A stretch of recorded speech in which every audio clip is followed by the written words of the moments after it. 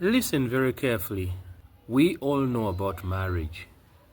Marriage is an institution that was authored by God. It wasn't authored by man. It was authored by God.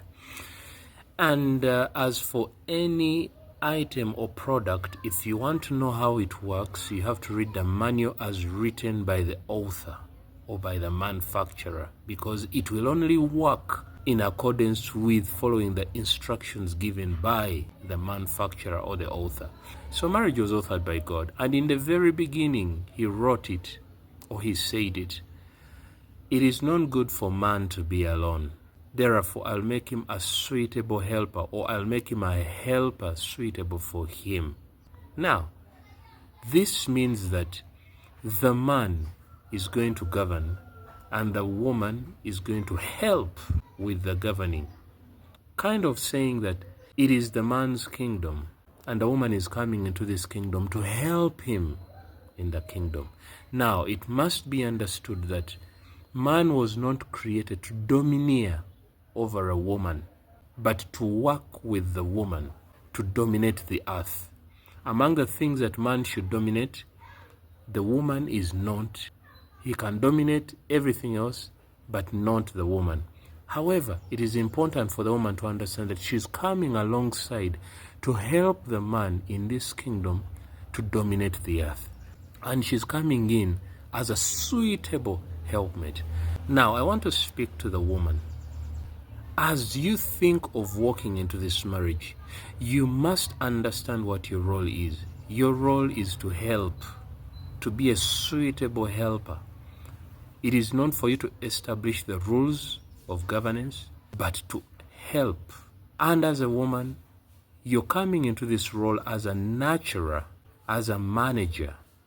That means that the man you are entering into a marriage with should be the kind of man that you're willing and ready to follow, the kind of man you're willing and ready to respect and honor and obey, because you're coming into the man's kingdom.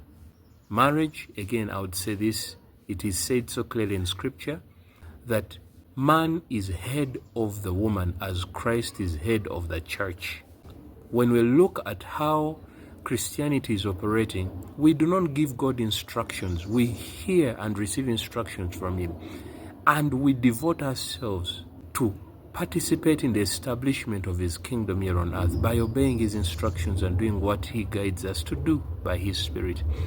The same with the marriage.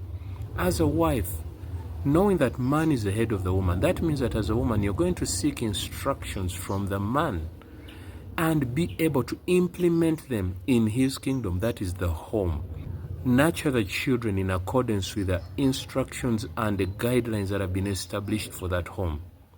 Again, I'll ask a woman, do you agree with the character, the mindset, and the perception of the man that you want to enter into marriage with? Because if you don't and you're just entering in for the purposes of procreation, you're going to be at loggerheads with that man. You're going to quarrel, you're going to complain, you're going to try to topple him, and that will lead to trouble.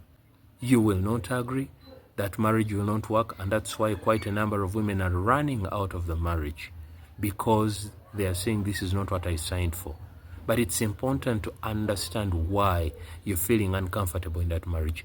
Either you made a wrong choice by choosing the kind of man whose values, mindset, and perception is not compatible with yours, or you have not been trained and prepared to be the kind of woman that will be a suitable helpmate.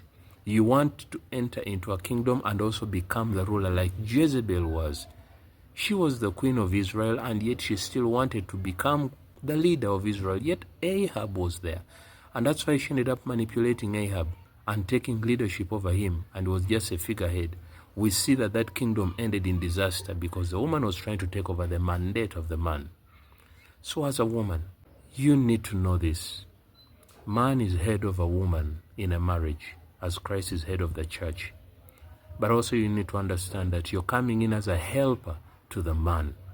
Therefore, you need to know what is the vision of the man that you're entering into relationship with. What is his perception? What is his mindset? What is his character like? Can you fit in? Are you able to manage that? If you can't, don't say yes to his proposal. Because when you say yes, you're signing up to the rest of your life being a helper to the kind of man that you've chosen. Therefore, you shouldn't complain. You should be grateful and thankful. Hope this makes it clear. A woman comes in as a helper. Therefore, you need to know what your role is as a woman in a marriage. As a helper, as a nurturer, as an implementer, as a manager, or as a steward. If you don't trust the kind of man to be the kind of leader you will follow, do not say yes to him. Just say no, turn him down, and continue walk. Then, if you realize that you're not the kind of woman who is ready to submit to authority, who is not ready to be corrected, to be reprimanded, to be guided, then do not yet enter into that relationship until you've matured enough to enter into that relationship. I hope this speaks to the woman, because next I will speak to the man in regards to marriage. God bless you.